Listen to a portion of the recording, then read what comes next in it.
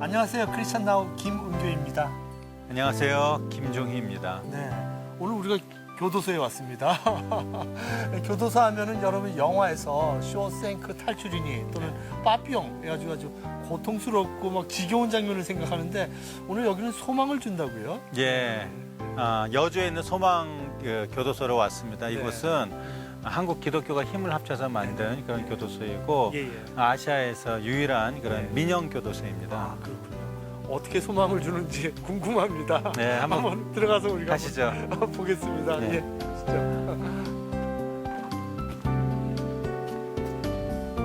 안녕하세요, 과장님. 예, 고맙습니다. 과장님. 안녕하세요. 반갑습니다. 네, 반갑습니다. 날씨도 좀 추워지고 바쁘신 시간에 이렇게 다 준비해 주셔서 고맙습니다. 아닙니다. 저희 찾아주셔서 예. 너무 감사합니다. 예, 오늘 어디까지 볼 수 있나요? 이렇게 뭐 정해진 거 아닌가요? 저희가 이제 12월 1일이 되면 네네. 이제 개소한 지 3주년이 됩니다. 네. 개소 3년을 앞두고 여러 가지 바쁜 중에 있지만 네. 오늘 이렇게 멀리서 오셨으니까 예. 저희가 보여드릴 수 있는 모든 것을 다 보여드리도록 하겠습니다. 네. 소망교도소는 1995년 기독교 교도소 설립추진위원회를 발족, 2002년 아가페 재단 설립으로 첫 발을 뗐다. 그러나 지역 주민들의 거센 반대로 인해 2008년에 들어서야 공사에 들어갔고, 많은 이의 도움으로 2010년 아시아 최초로 민간이 운영하는 교도소로 비로소 문을 열었다.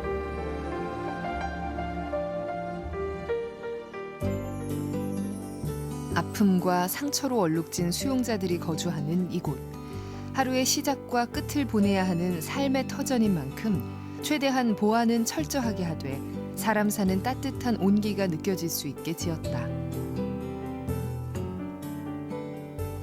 넓은 창문은 햇볕이 잘 들어올 수 있게 했고, 문 달린 화장실과 샤워실은 인권을 보호할 수 있도록 설계됐다. 이제 식당에 왔습니다. 오늘 뭐 음식이 많은 것 같습니다. 그죠? 예. 반장님 이렇게 고맙습니다. 오늘 이렇게 늘 반장님께서 이렇게 같이 해서 만드시나요? 예, 저희 대원들하고 합심을 해가지고요. 저희가 항상 이렇게 반찬 만들고 저희 식사 준비하고 있습니다. 네, 직접 같이 만드시는군요. 예, 같이 하고 오늘 있습니다. 메뉴는 어떻게 돼요? 오늘 메뉴는 저기 삼치튀김하고요. 그리고 부추무침하고 그리고 배추김치 나와요. 아, 그렇구나. 맛있게 잘하세요. 예, 맛있습니다. 저희들 실력들이 다들 좋아서요. 네, 반장님이나 이 준비하시는 봉사원들이 원래 사회에서 요리를 하셨던 분이신가요? 하신 분도 계시고 이제 안 하신 분들은 또 오셔갖고 여기서 또 배우시는 배우구나. 요리를 배우구나. 요리사 자격증이나 뭐 이런 것도 있나요? 자격증까지는 잘 모르겠습니다. 근데 다들 실력은 좋습니다. 나도 이거 만족해 하세요. 근데 식사에 대해서. 예, 대체적으로 만족하고 있는 것 같습니다. 식사를 준비하는 모든 이들은 이곳의 수용자들이다. 이렇게 동료가 정성껏 만든 음식을 함께 먹을 수 있는 것은 일반 교도소에선 볼 수 없는 진풍경이다. 무엇보다 직원들과 수용자들의 식대를 동일하게 계산하기 때문에 수용자는 보다 더 다양한 양질의 식사를 할 수 있다. 안녕하세요. 안녕하세요. 같이 먹겠습니다. 안녕하세요. 거의 다 드셨네요. 네. 똑같이 배분을 해주니까 먹고 싶은 거는 먹고. 내가 이걸 안 먹으면은 나눠줄 수도 있고. 그러게 아까도 생선 이렇게 덜어주시잖아요. 옆에 분한테. 구경 같은 경우에는 약자랑 뭐 이런 사람들은 약한 사람들은 뭐덜 먹고 늘 수가 있으니까 네네. 그런 게 없잖아요. 여기. 철창 배식구를 통해 식판을 건네받지 않는다는 것은 그만큼 수용자의 인격을 존중한다는 뜻. 징벌과 격리가 아닌 교화를 중요시하는 데는 다 이유가 있다. 이름 그대로 기독교 정신으로 범죄자를 갱생시키겠다는 목표로 설립. 민간에서 개발한 프로그램부터 신앙 프로그램까지 열린 마음으로 수용자를 대함으로써 그들 마음의 치유가 이루어진다. 뿐만 아니라 사회 복귀를 돕는 다양한 직업 훈련과 가족과 함께하는 프로그램으로 각자의 상처가 해결되고 보다 본질적인 문제가 개선된다. 그러면서 이들에겐 복음이 들어가고 변화는 찾아온다. 수용자리에 들어올 때 1단계는 오리엔테이션. 그러니까 저희가 이름을 소망 변화로의 첫걸음 이렇게 붙였고요. 2단계가 집중 인성 교육 과정입니다. 그 인성 교육 과정에 기초 인성과 집중 인성이 포함되어 있고 3단계가 이제 다양한 직업 훈련, 교도 작업과 같은 수용 생활이고요. 4단계가 이제 레인보우 프로젝트라고 하는 추소전 교육 과정. 마지막 5단계가 사후 관리. 이렇게 전체 5단계로 구성이 되어 있는 저희 소망교도소 프로그램이라고 보시면 되겠습니다. 이곳에서는 영화 하모니의 감동이 현실로 이루어지고 있다. 바로 수용자들로 구성된 합창단. 실력을 겸비한 전공자 출신의 지휘자와 반주자의 꾸준한 노력으로 나날이 실력이 일취월장한다고.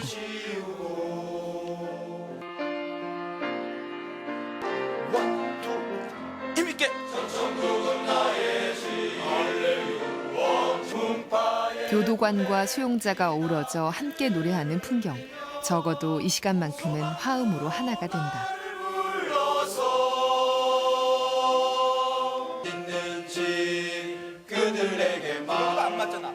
여러분 안녕하세요. 반갑습니다. 이렇게 노래 잘하신지 몰랐어요. 놀랐어요. 어떻게 해서 이 합창단이 생겼는지 한번 말씀 좀 해주시죠. 예, 소망교도소가 개소된 지 이제 3년째에 이제 접어들고 있습니다. 네. 그런데 소망교도소가 그동안 1년이 되기까지 합창단이 없었습니다. 예, 개소 1주년 기념 행사를 준비하면서 예. 수용자 합창단을 만들어 보면 어떨까 하는 생각에서 네네. 합창단이 만들어졌고 또 합창단이 만들어져서 운영이 되다 보니까 예. 굉장히 우리 형제들의 그 마음도 열려지고 예. 또 좋은 반응도 있고 예.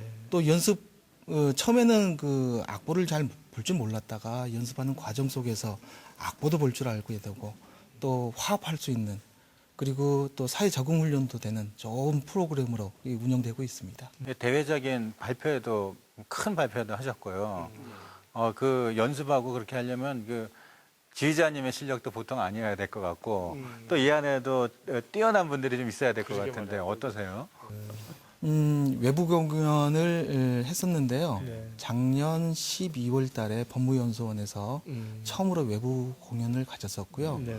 올 6월 21일 날 명성교회에서 초청 연주가 있었습니다. 네. 그리고 11월 4일 날 세종문화회관에서 열렸던 세진음악회에서 연주회를 가졌었습니다.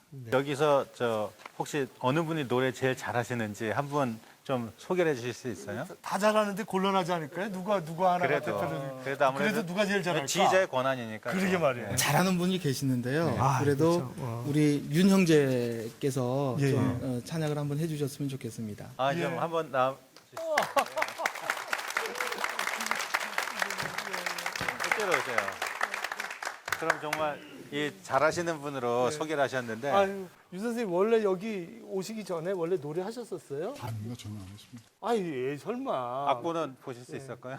예, 조금 알았는데 어쨌든 보시다시피 이제 우리 형제들이 네네. 처음부터 악보를 보거나 뭐 이런 어떤 능력들이 없는 형제들이 대부분이었는데 그러셨구나. 우리 지휘자님이나 우리 반주하시는 우리 진시수 담당님이나 이런 분들이 헌신적인 어떤 노력에 의해서 그 소리들이 전혀 안 맞는 깡통들이었어요. 근데 이거를 정말로 하나님한테 죄송스러운 표현이지만 천지창조했다라고 저희들은 생각하고 있습니다. 그 정도구나.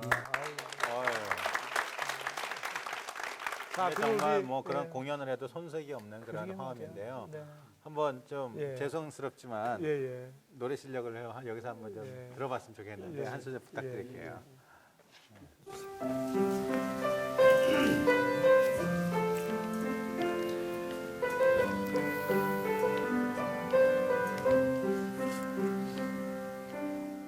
하나님 한 번도 나를 실망시킨 적 없으시고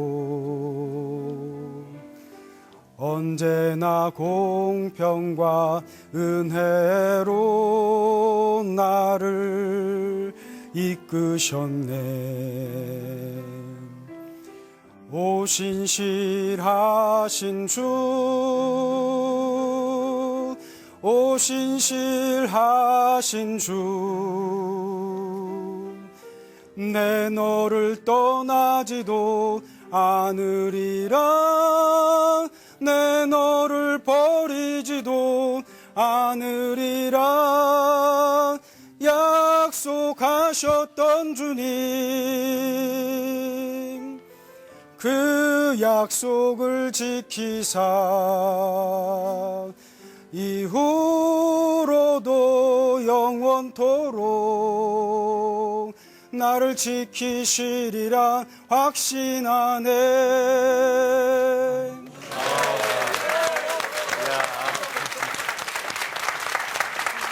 고맙습니다.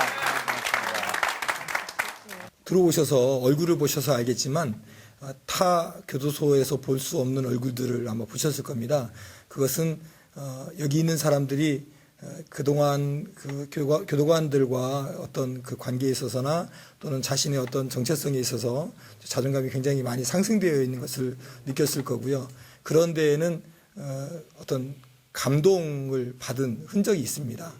교도관들에게 받은 감동 또는 교도관을 통한 성령의 감동을 그들이 받았던 흔적이 있기 때문에 나가서 그들이 그 감동에 익숙해지고 또 감동을 받는 사람이 아니라 감동을 주는 사람으로 살려고 그렇게 노력하는 경향이 있습니다. 그래서 그 사람들이 나가서 생활하는 데 전혀 지장이 없고요. 사람을 변하게 하는 건 감동입니다. 오늘은 수용자와 자원봉사자들이 함께 성경 공부를 하는 날이다. 특별히 이 시간은 신앙에 대해 나눌 뿐만 아니라 삶을 공유하고 기도를 통하여 서로를 위로한다. 자원봉사자들의 지속적인 희생과 헌신이 이들에게 어떤 변화를 만들었을까? 말씀으로 깨지고 또 새로워지고 얼굴이 이제 많이 기뻐지는 모습으로 처음에는 뭐 상당히 뭐 얼굴들이 어둡고 그냥 좀 그랬죠. 또 어떤 마음에 이제 상처 같은 것들이 이제 많으신 분들이니까. 시간적 차이는 있지만 틀림없는 사실이다. 우리는 이와 같은 은혜를 받았다. 자원봉사자의 끊임없는 격려 속에 방황하던 지난날을 회개하고 말씀과 기도로 큰 용기를 얻고 있다는 수용자. 사실 복음이라는 게 선뜻 받아들이긴 그랬었는데 알면 알수록 마음의 평안도 느끼게 되고 기쁩니다. 아, 그러세요. 근데 이 프로그램은 이렇게 뭐 필수로 하거나 강제로 하는 게 아니고 본인 이제 선택해서 하는 걸로 제가 알고 있는데 예, 맞습니다. 그렇다면 다른 거 하실 수도 있잖아요. 굳이 이걸 선택하신 이유가 있나요? 사실 저 같은 경우에는 이 교육을 받기 위해서 이곳에 오는 형제들도 많고요. 그래서 이곳에 왔습니다. 아, 그러세요. 서로에게 정말 은혜가 끼칠 수 있는 저희들이 되게 도와주시고 종교를 강요하진 않지만 진정성 있는 사랑과 섬김 그 자체를 통해 이들 마음속에는 기독교적 가치관이 정립된다. 전혀 신앙을 접하지 않았던 사람들이 기초인성 교육 과정을 마치는 동안 예수님을 영접하는 실제로 그런 일들이 있고요. 또 그런 기회들이 제공되기도 합니다. 그거 막 강제로 억지로 하는 건 아니죠? 그렇지 않습니다. 네, 들어가보겠습니다. 안녕하세요. 네, 안녕하세요. 네. 수용자들이 출소 후 사회의 일원으로 살아갈 수 있도록 직업 교육이 실시되는 곳. 컴퓨터들이 즐비한데 여기 지금 컴퓨터를 다 보고 계세요? 뭐 하고 계신 건가요? 저희가 이제 그 6개월 과정으로 지금 이번이 그 4회째 이제 우리 산업 실습생들을 모집해가지고 6개월 과정으로 운수온돌 배관 시공 요거를 이제 자격증 시험이 내년 3월에 있습니다. 그래서 지금 그럼 혹시 그 자격증을 취득하신 분이 있어요? 지금 이제 저희가 1회, 2회, 3회 때는 이제 자격증을 전원이 다 합격을 했고요. 저 같은 경우에는 이제 3기, 1기, 2기, 3기 때 여기서 교육생으로 훈련을 하고 자격증을 취득해서 이제 4기 때 이제 조교로 지금. 아, 조교로 이제 도와주시는군요. 노하우를 이제 전수하시겠구나. 선배로서 이제. 아, 예. 여기 들어와 보니까 뭐 금속공예도 있고요. 또 목공예도 있고 뭐 여러 가지 많은 것 같아요. 어떤 일을 하는 곳인지요? 여기는 금속공예와 목공예를 같이 해서 공예품을 만드는 매장이에요. 공장이에요. 그래서 우리나라에 생산되는 그러니까 국내에서 금속공예, 목공예를 이용한 인테리어 소품들을 만들고 있어요. 예. 여기 근데 어떻게 오셔서 가르치시는 건가요? 네, 이제 2년이 돼서 저한테 연락이 왔었어요. 이제 이런 장소가 있는데 기술 교육을 좀 시키면 어떻겠냐라고 연락이 와서 아까 전시된 거 보면 굉장히 작품 수준이 높은 것 같아요. 이쪽은 아티스트들이 많아요. 디자이너와 아티스트들이 있는 거고 이쪽에서는 지금 그 디자인도 직접 할 수 있고 이제 생산도 할 수 있고 또 밖에 나가서 배워서 차릴 수도 있고 본인이 직접 기술을 가지고 외부에 나가서 자기 직업을 가질 수 있도록까지 교육시키는 게 목표입니다. 이 봉사하시면서 보람도 크시겠어요? 네, 마지막이고 이것은 이제 저희 재능 기부라고 생각을 하고요, 일종의. 그리고 저희도 또 시너지 효과로 메이드 인 코리아를 만들 수 있고요. 그렇군요. 야외로 나오자마자 눈에 띄는 것은 공용 텃밭. 수용자들은 씨를 뿌리고 열매 맺는 과정을 통해 생명의 소중함을 간접적으로 경험하게 되고 자연 속에서 내면의 변화가 이뤄진다. 저희가 그 소망의 어떤 큰 트렌드가 사실 인성교육이거든요. 인성교육인데 이 흙을 만지면서 사람들이 수용자 신분이지만 그래도 이제 흙에서 배우는 어떤 그 부드러움, 감촉이라든지 이런 거 만지면서 마음의 순환을 일으키는 거죠. 반갑습니다. 안녕하세요. 예, 고맙습니다. 예. 이게 지금 여러 작물이 있는데 저쪽부터 뭐 어떤 걸 지금 심어 있나요? 어떤 게? 저쪽 좌측으로부터 저기 저 돌산갓이 있습니다. 네네. 돌산갓 다음에 그 대추토마토라고. 대추토마토. 파프리카. 예. 그리고 그 옆으로는 김장배추와 김장무가 심어 있습니다. 예. 그 옆으로는 또 고추하고 깻잎. 고추하고 깻잎이 있네요. 아, 요거는 이제 배추고, 요거는 김장무네요. 아, 그러시구나. 이렇게 경작하시면 어떠세요, 기분이? 좋죠, 뭐. 예, 매일 나와서 좀 보시나요? 공기도 쐬고 그러니까. 공기도 쐬고, 운동도 하시고. 한 번의 잘못된 선택으로 이곳에 들어왔지만 이들도 한때는 평범한 사람들이었다. 지금은 비록 창살에 갇힌 삶을 살고 있지만 누군가의 가족이자 친구였던 소중한 추억이 사라지지 않도록 이곳에선 최소한의 인간다운 삶을 누릴 수 있도록 해준다. 이 범죄한 사람들도 그 사람들이 다 사람으로서 하나님의 형상을 가지고 있는 인격적인 존재이거든요. 범죄한 사람들이라고 해서 왜 정상적인 생활을 하고 싶다는 욕망이 없겠습니까? 다만 그들은 스스로 자기 자신을 포기하고 또 사회에서 아무도 나를 살펴주지 않는다. 내가 어떻게 아무렇게나 행동해도 사회에서 나를 냉담하게 할 것이다. 이런 자포자기하는 심정들이 있습니다. 저희는 이 사람들에게 우리가 당신들을 관찰하고 있다.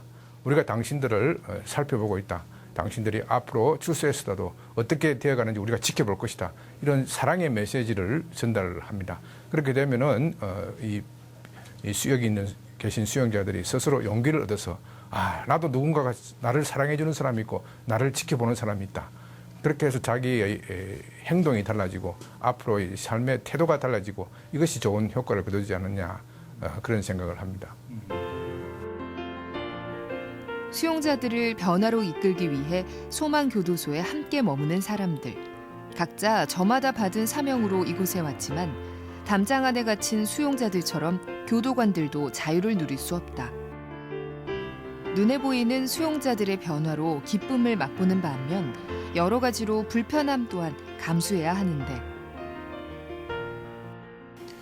형제들이 조금씩 변해가는 모습을 보면 그게 힘이 돼요. 굉장히 힘이 되고 그게 그 수용자들이 출소해서든 또는 여기 있는 동안에든 편지를 쓴다든지 저에게 직접 과장님 때문입니다. 누구 때문입니다. 제가 이렇게 된 것은 거기서 굉장히 기쁨이 있고 어떤 다시 한번 힘을 낼 수 있는 동기가 되는 것 같아요.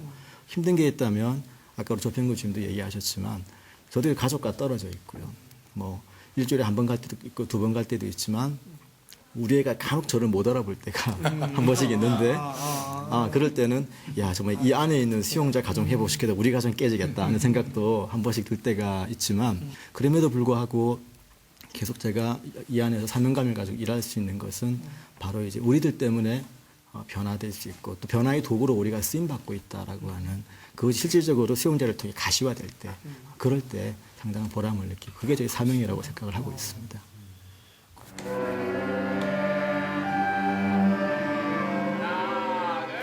대강당에서 울려 퍼지는 다양한 악기 소리의 향연. 삭막한 교도소의 분위기와는 전혀 다른 오케스트라의 선율이 은은하게 들린다.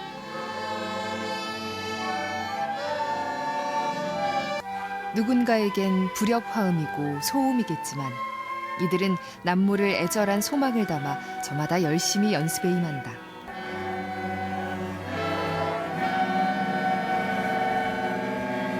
예, 소망 오케스트라 악장님을 제가 모셨는데요. 악장님이니까 너무 부담스럽죠? 예, 혹시 바이올린 실력이 얼마나 되는지 잠깐 연주 한번 보여주시겠어요? 아직 처음이라서 아직 한지 얼마 안 돼서 잘 못하는데. 예.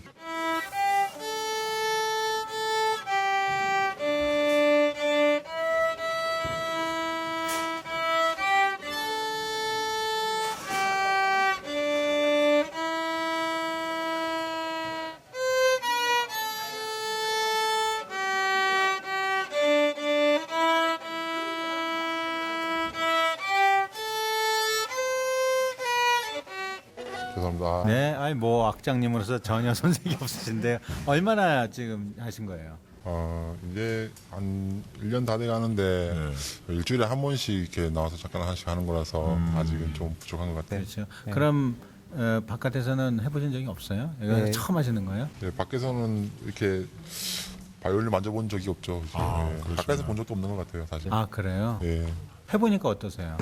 일단 음률이 너무 좋은 것 같아요. 소리가 너무 좋아서 이 바이올린으로 이렇게 찬양을 연주를 하면 참 제가 부르는 것보다 더 이렇게 마음이 좀 뿌듯하고 참 은혜가 많이 되는 것 같아요. 네, 소리가 아주 좋아요. 특별히 이 바이올린 여러 악기 중에 바이올린을 택한 이유가 있으세요?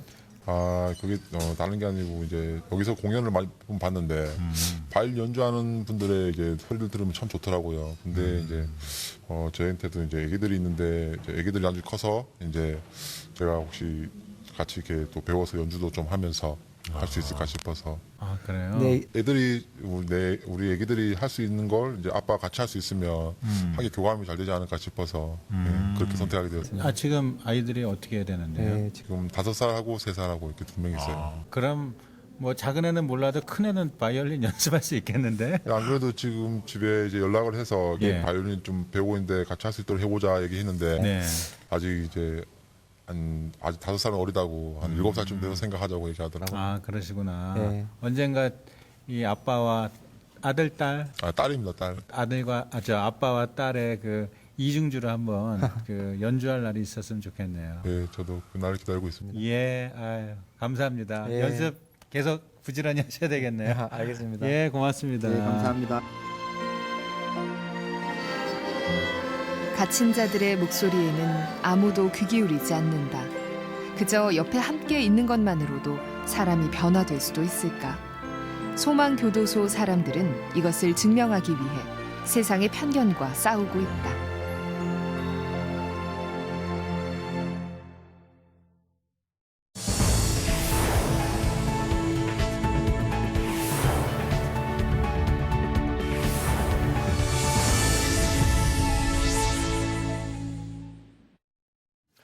건강한 공동체, 건강한 교회의 모습은 어떠한 모습일까요? 요즘 교회마다 분립 개척에 대한 관심이 높아지고 있습니다. 그 분립 교회에 대해서 아주 모범적인 사례를 보여주고 있는 우리 샘물교회에 대해서 오늘 이야기를 나눠볼까 합니다. 23회 때, 나우 23회 때 분립 개척에 대해서 얘기를 나눠봤는데요. 오늘 아주 중요한 그 모범 사례를 우리가 이야기를 들을 수 있을 것 같습니다. 오늘 나오신 분은 바로 이 운동의 중심에 계신 분입니다. 분당 샘물교회를 나와 여러 번 개척을 하시고 현재는 은혜 샘물교회와 판교 샘물교회를 섬기고 계신 박은조 목사님 자리해 주셨습니다. 목사님 바쁘실 텐데 너무 감사합니다. 반갑습니다. 안녕하세요. 반갑습니다. 불러주셔서 감사합니다.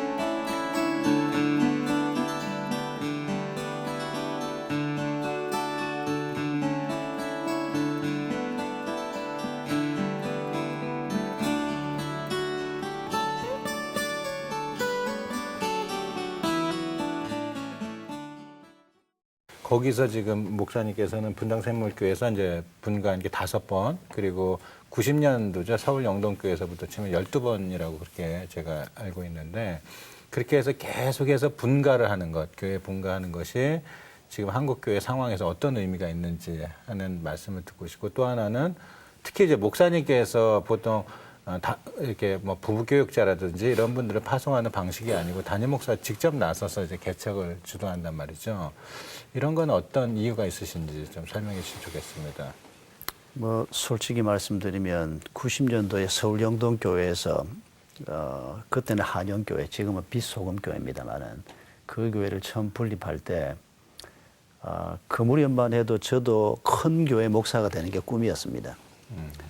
그때 서울 영동교회는 작년 출석이 1000명 채 되기 전 사이즈였습니다. 그러나 예배당을 더 늘릴 수가 없었습니다. 너무 땅값이 비싸가지고 그때 평당 3천만 원 했습니다. 지금은 8천만 원 한다고. 어디에? 강남이? 논현동이요. 그래서 이렇게 땅값이 비싼데 땅을 더 이상 살 수 없다면 교회가 위축이 되지 않겠나. 할 수만 있으면 땅을 좀 더 사서 교회를 조금 더 크게 짓고 조금 더 큰 교회의 목사가 되고 싶은 야망이 있었는데 넘어설 수가 없었습니다. 그래서 길이 아니구나. 그래서 그때로서는 제 의지나 소명 때문이 아니고 현실 때문에 하나님 목사님 특별히 사랑하셨네요. 그래서 분립교회를 시작을 했는데 해보니까 이게 정말 하나님이 기뻐하시는 길이다라고 하는 확신을 갖게 된 겁니다. 그리고 그때 또 우리 손봉호 장로님이 뭐 아주 중요한 동역자로서 그때 이제 장로로 같이 계시면서 그분이 서울영동교회 설립자였고 뭐 정치적인 지주 역할을 그때 쭉 하고 계시던 분인데 그런 이 분립개척교회 운동에 적극적으로 함께 해주셔서 뭐 서울영동교회로부터 지금 이제 23년 지났는데 교회가 12개가 된 겁니다. 그리고 그 중에 제가 직접 나가는 것도 사실은 제가 그렇게 적극적인 사람이 못 됩니다. 뭐 그렇게 개척 의지가 있는 사람도 아니고. 근데 서울영동교회에서 한 41년 있다가 은퇴하면 되겠다 생각했는데 98년도에 하나님께서 아주 강권적으로 제가 개척을 나가도록 제 생에 그런 경험이 없습니다. 너무 뚜렷하게 하나님께서 말씀을 하셔서 사실은 내가 이거 순종 안 하면 하나님께서 앞으로 내 생애를 하나님께서 축복하지 않겠다 이런 느낌이 들 정도로 하나님이 강하게 도전을 하셔서 그래서 98년도에 부목사를 분당 쪽으로 내려보내려고 준비를 하던 것을 취소하고 제가 내려가게 된 겁니다. 그리고 샘물교를 시작할 때는 이제 마음의 준비가 좀 돼 있었습니다. 하나님이 이 일을 기뻐하신다. 그래서 6년 하고 1년 연구년 가지면서 신임을 받으면 한 번만 더 하고 물러난다. 그게 정관에 들어가 있습니다. 그리고 제 후임으로 와 있는 목사님도 그 정관에 의해서 초빙을 받고 와 계시고 그래서 뭐 떠날 때는 뭐 준비된 마음으로 떠날 수가 있었습니다. 근데 이제 하나님이 어떻게 그 이후의 일을 인도하실까 생각을 하고 있었는데 이 기독교 학교 운동하고 연계해서 제가 그 다음 사역을 하도록 이것도 제 의지하고는 전혀 상관없이 이루어진 일들이었습니다. 그래서 뭐 하나님의 인도하심에 뭐 감사할 뿐입니다. 30년 동안 진짜 하나님께서 목사님의 뜻과 계획과 상관없이 하나님 원하시는 대로 이끄셨는데 이제 그런 사건 중에 하나가 사실 이제 2007년도 아프가니스탄 사건이잖아요. 어떻게 보면은 아마 목사님 평생에 아마 먹어야 될 욕을 다 먹지 않으셨을까 싶기도 하고 또 한국 교회가 먹어야 될 욕을 샘물교회와 목사님께서 다 대신 먹으신 게 아닐까 이런 생각도 들거든요. 또 거기서는 뭐 일부 어떤 일리 있는 견해도 있지만 그 많은 비판들 속에 목사님 좀 억울하신 점도 있으실 것 같고 또 그 사건을 통해서 목사님의 사역이나 이런 것들이 많은 변화가 있었을 것 같아요. 예. 좀 설명을 해주시면 좋겠네요. 뭐 지난 2007년의 아프간 피납 사건 때문에 온 국민들이 염려를 하게 만든 것은 정말 죄송한 일이었습니다. 뭐 저희들 의도도 아니었고 사고였습니다만은 정말 그런 사건이 생길 거라고는 상상도 못했는데 참 죄송하기 그지없고 그러나 오해가 참 많았습니다. 제일 욕을 많이 먹었던 대목이 정부가 위험하다 가지 말라 그랬는데도 갔다. 이게 뭐 엄청 욕을 많이 먹는 대목이었습니다. 근데 전혀 그건 사실이 아닙니다. 그런 오해가 어디에서 나왔는지 제가 압니다마는 그러나 뭐 그 말을 하신 분이 우리를 골탕 먹이려고 한 거 아닌 줄 알기 때문에 그분이 언론 책임자들 앞에서 그런 말을 하면서 언론이 공격을 하기 시작하고 그게 그렇게 엄청난 반향을 가져올 줄은 몰랐습니다. 그리고 한국 교회가 먹어야 될 욕을 먹는 것에 대해서 너무 억울해서 제가 한 일주일 하나님 앞에 계속 말도 안 되는 기도를 했습니다. 왜 하나님 이 욕을 내가 먹어야 됩니까? 근데 두 번째 순교가 있고 난 다음에 아마 한 하루 이틀 지난 후 새벽인데 그날 새벽에도 제가 뭐 욕 먹는 게 너무 힘이 드는 겁니다. 사람 죽는 게 제일 힘들었고 그 다음 힘든 게 이 온 세상이 달겨들어서 욕을 하는 것 같은 이런 분위기 속에서 그날 아침에도 제가 하나님 앞에 말도 안 되는 왜 하나님 내가 이런 욕을 먹어야 됩니까? 내가 하나님 앞에 죄인이고 부족한 거 많지만은 지금 이 욕을 먹을 입장은 아닙니다. 이런 기도를 했는데 그날 아침에 그 아프간 피납 사건에 제 개인으로서는 전환점이라고 할 수 있는 일이 하나 생겼습니다. 기도를 마치고 그냥 책상에 앉아서 눈을 감고 가만히 앉아 있는데 갑자기 제 머릿속에 스냅 사진 같은 장면 하나가 딱 떠올랐습니다. 그게 뭔가 하니까 우리 아버지 어머니가 사람들한테 돌을 맞고 있는데 내가 팔짱을 끼고 그냥 이렇게 구경하고 있는 장면이었습니다. 제 아버님은 돌아가신 지가 뭐 수십 년 됐습니다. 어머님도 이제 석 달 전에 돌아가셨는데 그 장면을 이 눈을 감고 있는 제 머릿속에 하나님이 보여주셨구나 하는 걸 느끼는 순간에 제가 땅바닥에 미끄러져서 통곡하면서 기도할 수밖에 없었습니다. 왜냐하면 그걸 보는 순간에 하나님이 제게 주신 깨달음이 뭔가 하니까 지금 한국 교회가 욕을 먹고 있는데 제가 일주일 내내 기도한 게 하나님 나는 아닙니다. 한국 교회가 내 아버지고 내 어머니고 내가 한국 교회 자식이고 내가 한국 교회 일부인데 한국 교회가 욕을 먹는 것에 대해서 안타까워하지도 않고 아파하지도 않고 나는 아닙니다. 그걸 하나님께서 야단을 치시는 너무도 분명한 뭐 하나님이 길게 말씀 안 하셔도 그 장면 하나를 보여주시는데 그날 아마 제 생애에 참 잊을 수 없는 한 30분 정도를 정말 하나님 앞에 통회에 자복하는 기도를 오래간만에 한번 해봤습니다. 그 기도가 끝나고 딱 일어섰는데 놀라운 마음속에 변화가 왔습니다. 사람이 죽는 것에 대해서 그렇게 막 감당이 안 되고 또 하나가 죽으면 어떡하나 그 괴로움 때문에 막 밤에 잠을 못 잤는데 그 기도가 딱 끝나고 난 다음에 만약에 누군가가 또 순교를 해야 된다면 이거 받아들여야 되지 않겠나? 이건 뭐 내가 걱정하고 말고 할 일이 아니고 하나님께서 주시면 받아야 안 되겠나? 이런 생각이 마음속에 들어오기 시작하는 겁니다. 두려워서 그런 생각은 한 번도 해보질 못했습니다.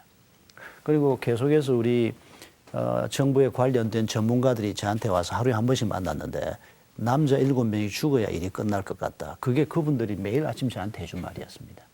그 두려움 때문에 어쩔 줄 몰라 하고 있었는데 그날 아침 그 기도 이후에 하나님 마음에 모든 상황을 받아들일 수 있는 담대함이라고 할까 여유라고 할까 그런 걸 주셨습니다. 그리고 그날부터 밥이 먹혀지기 시작했습니다. 잠도 잘 수가 있었습니다.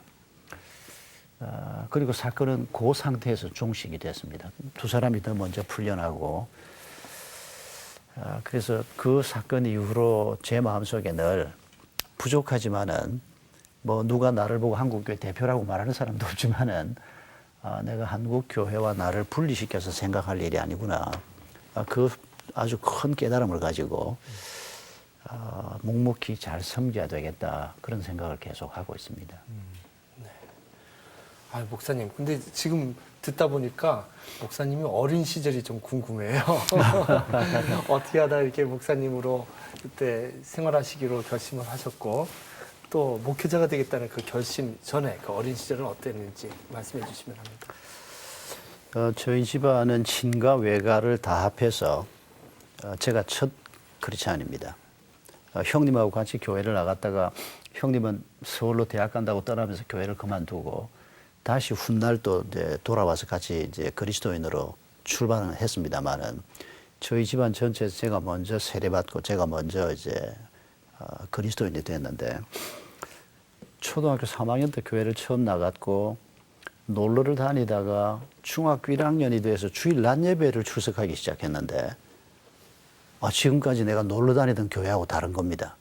분위기도 다르고 목사님이 설교를 하는데 하나님이 진짜 있다는 겁니다. 나는 하나님이 있단 말 들어도 그게 동화 속 얘기로만 생각을 한 겁니다. 예수님 얘기를 많이 들었지만은 그게 주일 학교에서 듣던 것하고 주일 낮 예배에 딱 앉아서 듣는데 이건 완전히 딴판인 겁니다. 그래서 그때 마음속에 이 신앙적인 질문과 도전을 받으면서 제가 중학교 1학년 올라가면서부터 일기를 쓰기 시작했는데 그 일기에 제가 뭐라고 썼는가 하니까 만약에 하나님이 정말 살아계신다면 이 하나님이 살아계시다는 사실을 우리 아버지, 어머니, 우리 가족들 주변 사람들에게 알리는 것보다 더 중요한 일이 뭐가 있겠나. 하나님이 계시다면 내가 목사가 돼야 되지 않을까. 하나님이 안 계실 줄 알고 하나님이 계실 거라고는 생각지도 않고 그런 일기를 제가 1학년 때 쓰기 시작했습니다. 그게 하나님의 낚싯밥이었던 것 같습니다. 그런 고민을 중1 때부터 하면서 고1 때 예수님을 인격적으로 만나게 되고 고3 때 작지만 제게 처음으로 이 주일 낮 예배 시간에 목사님의 설교를 듣던 중에 성령 체험을 하게 되고 그리고는 신학대학으로 들어가게 된 겁니다. 네. 한국교회 미래를 위해서 목사님 한마디 해주신다면 어떤 말씀 있으실까요? 제 자신을 위해서 가지고 있는 생각입니다만은 복음이 들어오고 불과 130년 만에 예수 그리스도란 이름이 이 땅에서 존경받는 이름이 아니고 사람들에게 아주 나쁜 인상을 주는 이런 이름이 된 것은 전적으로 먼저 신앙생활을 하고 있는 또 교회 목회자 된 저희들의 책임이라고 하나님 앞에 고백하지 않을 수 없는데 지금부터 우리가 해야 될 일은 다시 기본으로 돌아가는 게 아닌가 싶습니다. 그리스도인이 과연 뭔가, 왜 하나님께서 우리를 부르셨나, 우리 개인과 가정이 건강하게 세워지고 교회가 건강하게 세워지고 교회 크기의 문제가 아니라 작은 교회라도 또 직급이 사장, 부장이 아니더라도 우리가 서 있는 자리에서 조용하게 그리스도인으로 작은 예수로 섬기면서 살아가는 사람이 한 사람, 두 사람 늘어나면 그게 쌓여갈 때 결국은 예수 그리스도의 이름에 대해서 사람들이 새로운 존경의 마음을 품게 되고 교회에 대해서도 새로운 생각을 갖게 되지 않을까. 아마 10년은 너무 짧을 것 같고 한 20년, 30년을 우리 그리스도인들이 다시 한번 하나님 앞에 새로운 각오를 가지고 무슨 놀라운 부흥 이런 게 아니고 매일매일 매일의 영성, 건강한 영성을 가지고 우리가 어려운 사람들 섬기고 이웃들 품고 그렇게 한 걸음 한 걸음 가면 세월이 조금 지나가면 하나님께서 다시 한번 이 땅에 복음의 영광을 회복하는 기회를 주지 않을까 그런 생각을 가지고 그래서 저희들도 지역사회에서 어렵고 힘든 분들을 좀 섬기기 위해서 일부러 그 성남시 태평동 같은 곳에 들어가서 그 노숙자나 이 혼자 사는 독거노인들이나 일용직 근로자들 중에서 일 없는 사람들 이런 분들을 밥 먹이는 일을 해보는데 지금 매일 하루에 한 300명이 넘는 사람들이 아침 6시 반부터 와서 밥을 먹는데 이게 생각했던 것보다 반향이 너무 큽니다. 원래 성남시 기독교연합회가 했던 일을 중단했다가 다시 기독교연합회하고 제가 일을 같이 하고 있는데 거기 와서 밥을 먹는 사람들이 밥 한 그릇만 먹고 가는 게 아니고 사람 대접을 받고 가는 그래서 거기 오면 좀 이 자존감이 좀 이래 느껴지는 그걸 위해서 우리 팀들이 실험을 하고 있고 또 열매가 있는 것 같습니다. 노숙자들을 위해서 그분들을 좀 자활할 수 있도록 굉장히 작습니다. 노숙자 방 하나 해봐야 2~3명밖에 못 잡니다. 이번에 이제 2번째 방을 만드는데 작지만 그런 섬김을 꾸준히 이어가고 그게 교회가 있는 곳마다 그리스도인들이 있는 곳마다 이런 일들이 이어져 가면 우리 하나님의 이름이 높임을 받고 예수님의 십자가의 의미를 사람들에게 좀 더 잘 전할 수 있지 않을까 이런 기대를 가지고 있습니다. 네. 겉보기에 화려한 성장이 아니라 내실 있고 그리고 또 노숙자와 함께하는 알찬 성숙에 대한 이야기를 들었습니다. 기도하면서 교회 분립을 통해서 정말 꽃씨가 전 세계에 퍼져나가는 이야기 여러분도 어떠셨어요?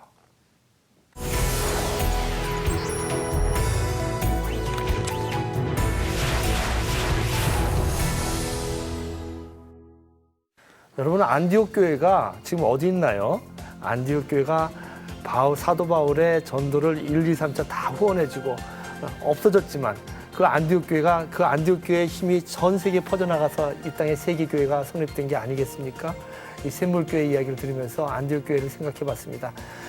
위대한 교회는 크냐 작냐가 아니라 예수님을 닮았냐 안 닮았냐가 위대한 교회의 잣대가 아닌가, 이런 얘기를 박은주 목사님께서 가르쳐 주신 것 같습니다. 오늘 여기까지 하겠습니다. 다음 주에 또 이 귀한 시간 여러분들과 함께 나누겠습니다. 다음에 뵙겠습니다. 목사님 감사합니다. 감사합니다. 아유, 수고하셨습니다. 고맙습니다. 그 말씀 들어보니까 샘물교회 그 샘물 그 이름에 딱 어울리는 사람을 하시는 것 같아요. 마중물과 같은 역할, 샘물과 같은 역할. 뭐 그런 교회들이 좀 많이 생겨야 될 텐데. 영적 감기 들린 사람들이 샘물 마시고.